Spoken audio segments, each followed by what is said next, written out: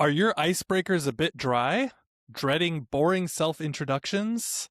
Let's talk about how we can revive our souls by not only breaking but crushing ice with new approaches to old problems on this episode of the DIESOL podcast.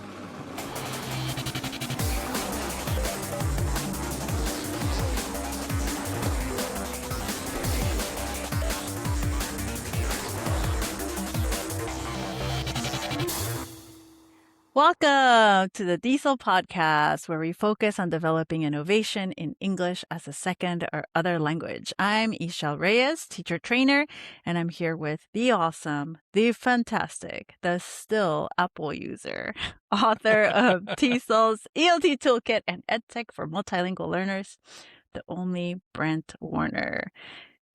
Hey, Brent. Happy February. Thank you. Yay. I don't think I'm the only Brent Warner because I see Google alerts for other Brent Warners. But What? You're the only Brent Warner I know. So there we go. Okay. All right. So happy February. And we are talking about a topic today that we did about like a year and a half ago or so. We did an episode on some icebreakers, but then you're like, hey, I did this workshop at work. Tell me a little bit about that. Yeah, it's just I wanted to talk about icebreakers and warm-ups that I use in class because I'm a teacher trainer. So I want my teachers to be excited about that day, the first day of class, and I don't want them to dread having to do the self-introduction. And I got good feedback on it, so I thought it would be kind of cool to revisit. Yeah. And I think, I was like, when was the last time we did? So even for me, I'm like, it's a year and a half or however long it's been. We're always like, oh, we can't talk about it because we talked about it 7 years ago. It's like, now hold on, we can do this. So I think it's good. And you got some great ideas in here. So are we ready to jump into it? Ready. All with right. my heart and my chocolates. You got chocolate hearts all over the place. All right. All right, let's go. All right. So why is it worth talking about warm-ups again? And why is it worth just talking about warm-ups in general? Well, I think that Brent, you and I constantly talk about how it's so important to lower the affective filter over and over. We say this all the time, right? And that's because we need to create a friendly atmosphere. We need to build rapport. We need to build connection, because all of those lead to better learning outcomes. And we know that memory is stored longer if the brain is relaxed, right? Hence, crushing that ice. So Indeed. These activities we're upgrading from icebreakers to IceCrushers, right? That's the game today. Because it feels good to crush, Yeah. It's the next level. So there we go. Next level. So yes, for the students who are in your class, these activities might be new, but often we forget that students in our class might go to another teacher the following hour or the next day, and the same activity might be repetitive for them. And I remember as a student, I used to hate the first day, not only because people couldn't pronounce my first name correctly, and not only because they say, I am afraid of butchering your name, but because we would inevitably have to do a self-introduction. And when that happens, it just becomes canned. And with our language learners, it's a memorized thing. Yeah, for sure. So also, if you're a teacher that's been teaching for a long time, you've probably done this activity over and over and over again. So you're kind of like in autopilot mode. And I think you need to practice the habit of twisting things up a little bit and enhancing what you're doing so that they're also enjoyable for you. And so while some of these activities are not inherently bad, they can get stale over time. And we don't want our teachers to be burnt out, right? Yeah. So yeah. Have you ever had it? I've had this because, our students in our program, depending, like they might be with us for 2 or 3 years, kind of as they're cycling through or getting used to everything. And so like I've had students say, oh, yeah, I did this same thing, in my other class, or, I'm like, and so then you're kind of realizing, okay, well, they probably also did the same thing back in their home countries when they were learning, right? Their teachers, they were using those things, their first exposures. A lot of these are like variations on well, the originals are classics, right? And so Right. again, yeah, they have purpose and they have a meaning, but I think what you're getting to with the way you're talking through these things is like you can still use them, but you can make them fresh and make them more enjoyable for everybody. Yeah, I think one of the issues is low prep, right? Teachers never have extra time. So if you're Mm. already spending your other time for the core activity, you don't have a lot of time to spend on that warm up. So it doesn't take a lot. It just takes, I think my recipe is always, it's a small twist and a fresh purpose, and then you have reinvented that same activity. All right. Well, I think we're ready to get into it. So, what do you got for us? Well, self-introductions. My students always roll their eyes. And again, no, it becomes this memorized, robotic, meaningless, monotonous, automatic, boring introduction.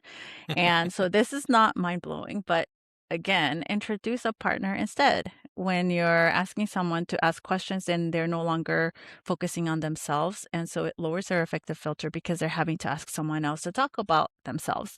And then they also have to report that, right? So that is using third person singular and reported speech. And right off the bat, the teacher can get a feel for how well that student can introduce someone.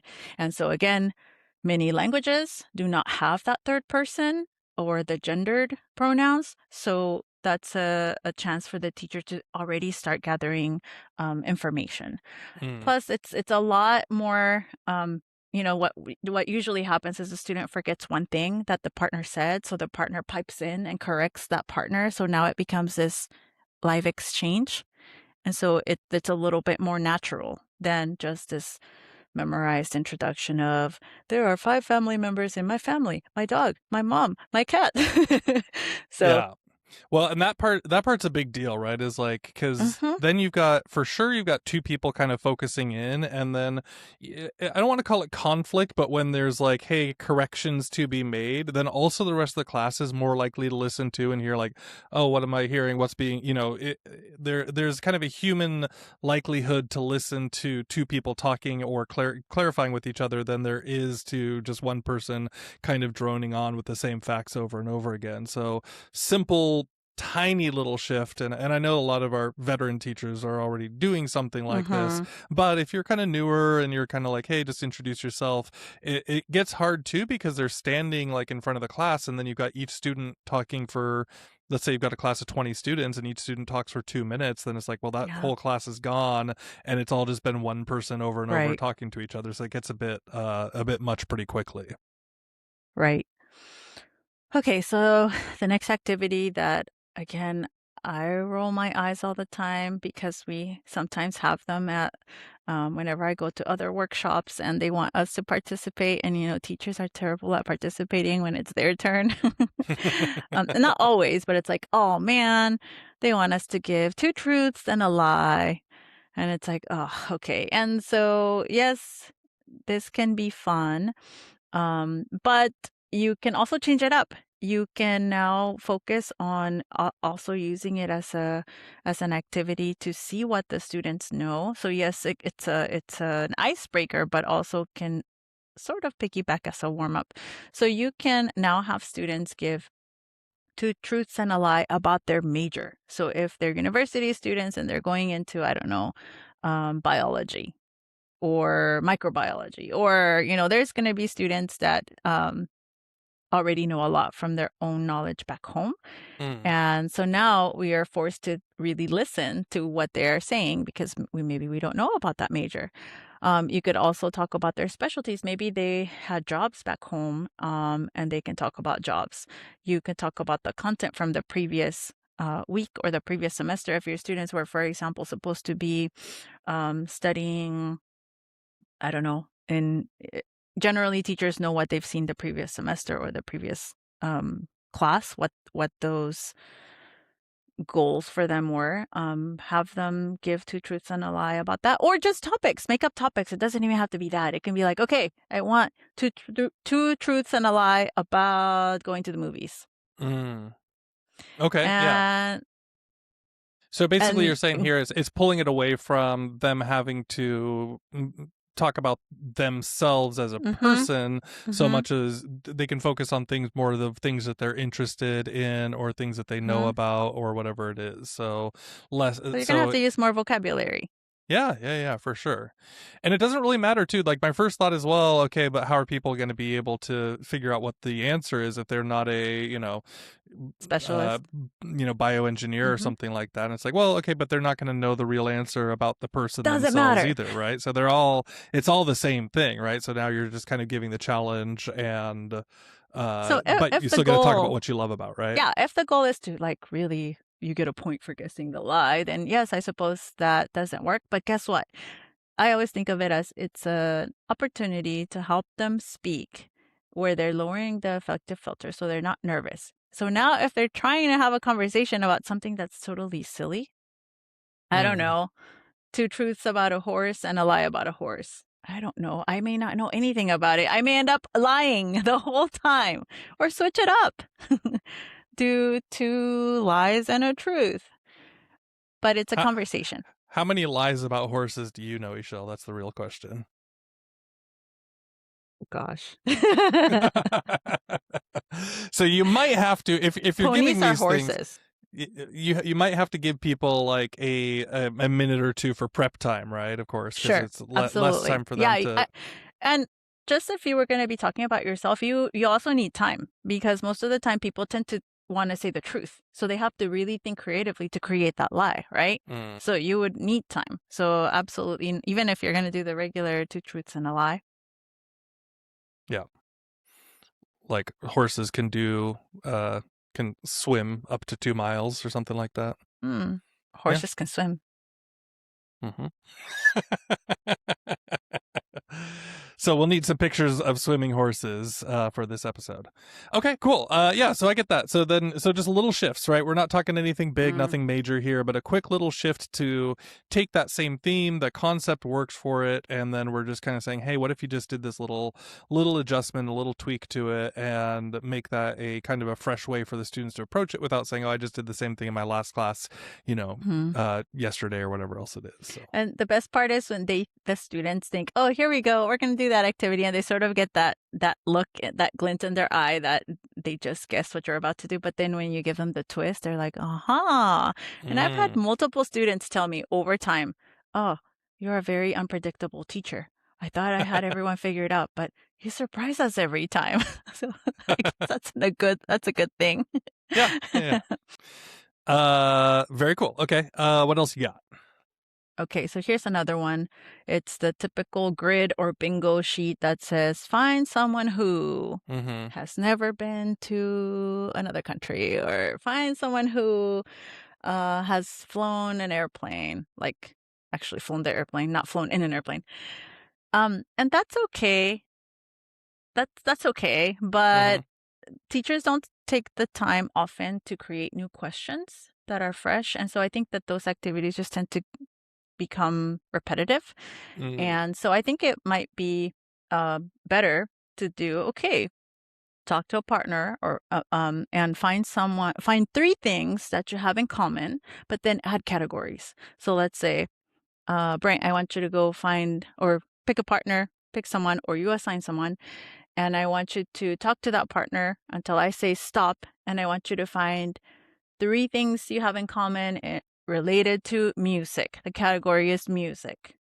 So Okay. now that will start a conversation. It may start very superficial, but then that's going to lead into a little bit more depth. And then I'm going to say, stop. Maybe you found three things in common. Maybe you found one. Maybe you found none. But I'm going to say, switch to another partner. You're going to do the same thing, but now I'm going to change the category. And I might do that 3 times and then ask people to report what they found out about their classmates. So now you'll have to introduce here maybe 2 or 3 people or talk in a group and share what you learned. And that you're more likely to remember whom you met and what you learned about them from just limiting the amount of information. Yeah, so it's not like, so the game is no longer trying to run around and talk to as many people as possible, as quickly as possible, as to get a few people Mm-hmm. a little bit more depth on a single topic. So that might Yeah. be, and I like the idea that you just give it is like a loose theme. So music, food, movies, Everybody loves music. whatever, right? Something about music. Yeah, and They so can then they talk could, about music.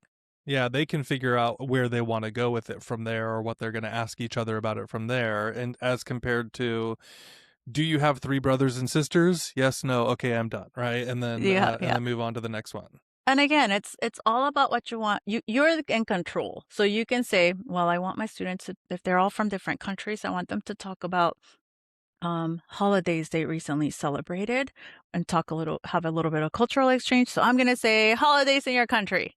Mm, Let them talk for 3 minutes and see three things that you have in common about holidays. Okay, they're probably going to nice. talk about big parties, maybe weddings, maybe cakes, maybe birthdays, maybe a national day. And that's going to lead to more English and also listening to someone. Plus, again, if the goal is to get them to relax, to build rapport, to build connection, and to lower the affective filter, then that's already creating that and community, a sense of community. Nice. Like it. Like it a lot. Very cool. Hey everybody, I have a pretty busy spring semester here, several presentations, so we thought we'd just share if you're able to attend any of these, if you happen to be around. So very soon coming up, so since this episode's coming out on the 2nd of February, on February 5th there's an online event, Lunch with Lyric. Lyric is the Los Angeles Regional Adult Education Consortium, I believe, LARAEC, and I'll be talking about teaching in the age of AI with them. Then a couple days later, on February 7th, I am at OCQ Tech Fest. Yeah, and that'll be fun. So that'll be vibe coding with AI is what I'm doing over there. Ooh, And we need to then, do an episode on that. yeah, we will. And Mm-hmm. actually, I actually, well, this is a little spoiler, but I met someone who's doing some really interesting stuff, and I would love to get her on the show to talk about her work with it too. Let's do it. Let's do Um, it. okay, so then March 26th, we mentioned this before, but Mm-hmm. I will be at Coming TESOL, up. and I do have my my time is an 8 a.m. schedule, I think on Thursday the 26th, I believe. So 10 tools to lighten teachers' loads. Bring a big old cup of coffee if you're going to be there, because that is early on, one of the first ones of the day. And then I But they fill was. up, so get there. It'll be worth it. Yeah. And then the last one is I've been invited to be a keynote speaker at the Jolt Call conference. So that's very exciting. So that's the Japan Association for Language Teaching. And Mm-hmm. Call is, computer assisted language learning. And so they really do an excellent conference. I was involved with them a little bit while my year over there in Japan recently.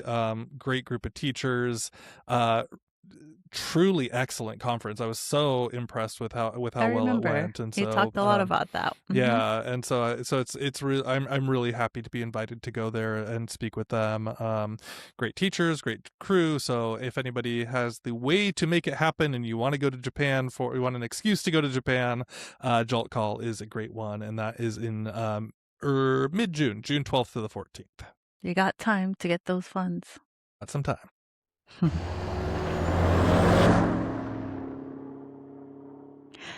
All right, so let's go on to our other half of warm-ups that could use a twist. Mm-hmm. And again, oftentimes you have they're called speed dating type Mm-hmm. of interviews. Yeah. I never really liked that idea ever, even as a student. I hated it.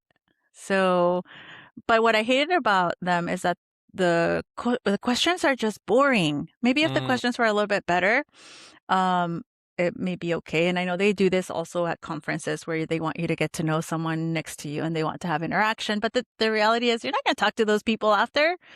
And if you really want to make a friend, I mean, especially if it's a really large group, you really want to have questions that lead you to talk more, laugh more, connect more. But for my students, I would do the same, but instead maybe have something like, would you rather, but with silly questions. So for example, and Brent, I have this question for you. Would Okay. you rather time travel or teleport? I'm gonna go with, well, because of the ethical implications of time travel and how it might change the world and also the butterfly effect and all that stuff. I'm gonna go with teleportation. You know what? I think I'd do teleportation too, because that means I can see the people who are alive right now who matter to me, and I could just go and see them. I could also go spy on people. It's true. You just like swing the door open. Hey, mom, and she's like, "What the? Where'd you come from?" Uh, Okay, bye, mom. yeah. Oh, I gotta go. I gotta go back to work. But you Yeah. can have questions like this. That would be really great. Yeah. I could see the value of it. So you gave a couple of other questions as well. They're kind of silly, but I like them, right? So, you had on here, would you rather always have to sing or instead of speaking, or always have to dance instead of walking? Yep. Which So one would what's you gonna choose? happen? Well, I'm not a good singer and I'm not a Uh-huh. good dancer. Oh, I guess I would rather torture people with maybe, okay, more exercise if you're dancing, which is what other people have said. What really? would you rather? Oh, More I would movement. choose I would choose the I'd get in my 10,000 dance. steps. Yeah, I would Dance? choose the dance one because you can sit down and talk to people, but anytime you're communicating with someone, you're always singing, they would slap you, right? I mean, like eventually this would not be a fun interaction. And so And uh, and this would inevitably be a an episode that would be sung terribly. that's right. We would have to auto tune this entire episode and sing all our ideas. All right. So God, please no. Wait, you don't like that?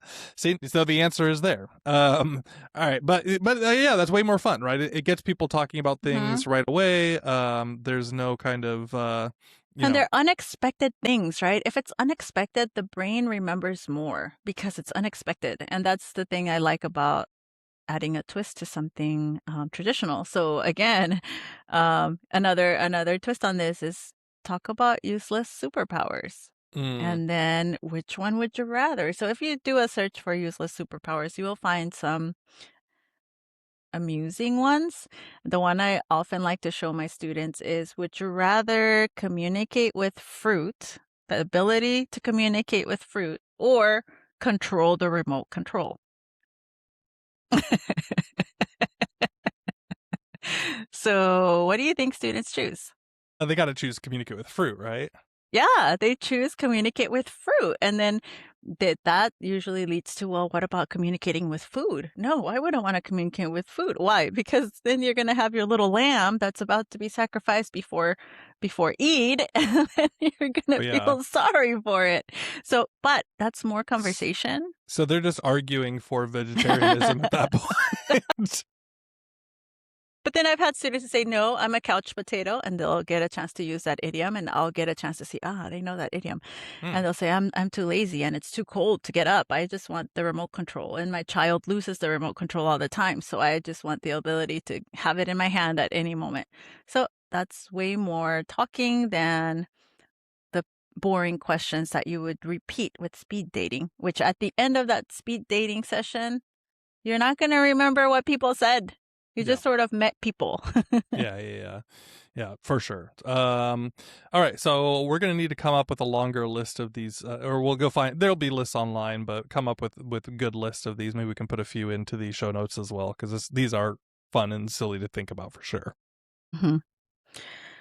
And then last, this is kind of a cool one. My colleague, Becky, had these news clips of just silly news clips. One was fish that were raining from the sky, like literal fish raining, because at that time they had gotten caught up in currents, air currents, and the water pulled them away. And so they were falling from the sky. So there was a news report on them. And Fishnado, love it. and then the other news story was 100 goats that had escaped from I don't know, a local farm, and they had made their way into a neighborhood. And so, of course, it turned into this whole um, just funny scenario where the goats were eating people's plants, and also kids were coming out to pet the kids. Ha ha Mm. ha. Yeah. And And so the goal of this activity was to have students practice making predictions about, okay, what's going to happen next, or talk about how it happened or how it could have been prevented. If you're targeting grammar structures, just as a warm up. Mm. And yes, it's an icebreaker because people are talking about these funny stories. But you could use them for different grammar points using passive voice. So if they're listening to the news report, because these were videos and they were funny, there's a lot of context in the videos because there was pictures. So even if the news reporter was speaking fast, you could still understand from the pictures. So change the active to the passive voice. Report the story to someone. And you can have other weird or odd news stories, preferably recent ones. NPR has, I think it's a strange news section. So in their section, you can go and find out what's recently been happening. Looking at this right now, there's a pretty cool section in here. Look at this one. A zoo in Denmark asks patrons to donate their pets, not as attractions, but for food. Food. Oh, I saw that. Yes, I think I saw that. It's like, hey, Oh, bored of your pet? Here we go. Give oh, it to the zoo. And they've got a oh, giant don't picture encourage of people. tigers on.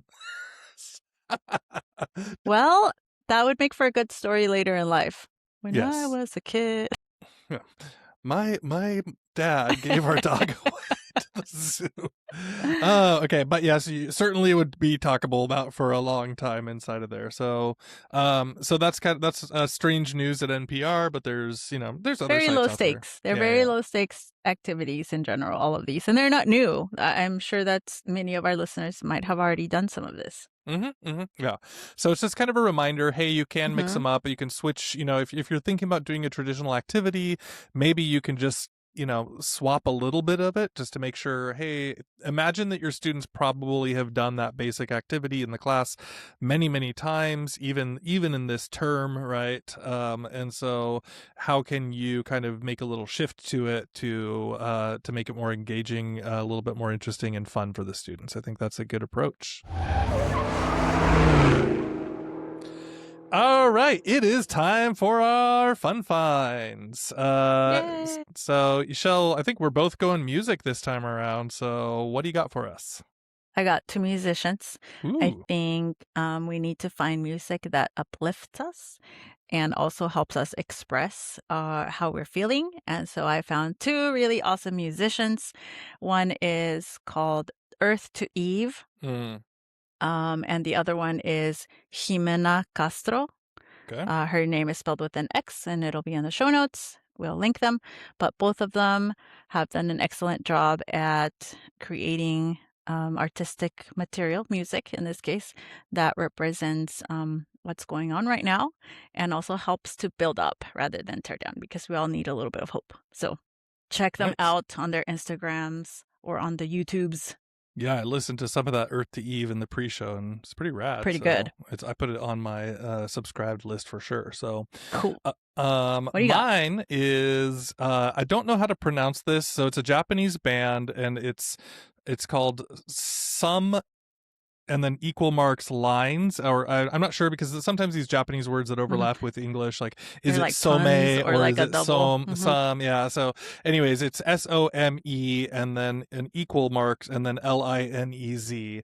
But they have this really cool like modern beatbox shamisen music. So if you're into the shamisen and like like the traditional Japanese 3-stringed guitar instrument, and then they've got like this beatboxing like dance music underneath it with it's really rad sounding. And so if you're interested in a little bit of world music, modern world music, very cool. I'll call it Some Lines for now, but we'll have a link to there. And they've got these cool videos too. They're kind of these cool like epic kind of music videos going on where they're like dancing in front of like a cloudy Mount Fuji, or all Yeah, sorts of it's different just things. So artistically beautiful. Like yeah, yes, they sound amazing, but it's also like it's appealing to the eye. So yeah, it's not it's interesting to look at. yeah, it's a full project. It's not just Hmm. being musicians. It's like it seems like there's a lot of stuff going on with them. So yeah,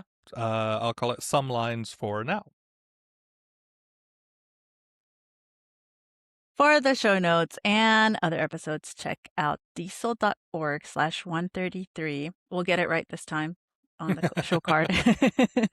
You can find us on YouTube, Facebook, Instagram at diesolpod. A shout out to all of our new audience members on YouTube. We've received a lot of feedback there. Thank you for watching there. And we've received a lot of feedback on the video episodes. So thank you for watching. We appreciate that you're sticking all the way through. Who knew that people wanted to see our faces so much? But there we are. So you can find me on the socials at Brent G. Warner. And you can find me on Instagram at Ixy_Pixie_. That's IXY_PIXY_, 2 underscores. Double underscores. Mm-hmm. All right, that's it for today, everybody. We will see you in a couple weeks. Happy Valentine's Day for those of you celebrating. Yeah, we're all celebrating in one way or another. It's friendship, okay? It doesn't have to just be happy Frankenstein Day. Frankenstein Day. I don't know. Enough. I have no idea. See you all next time around. Goodbye.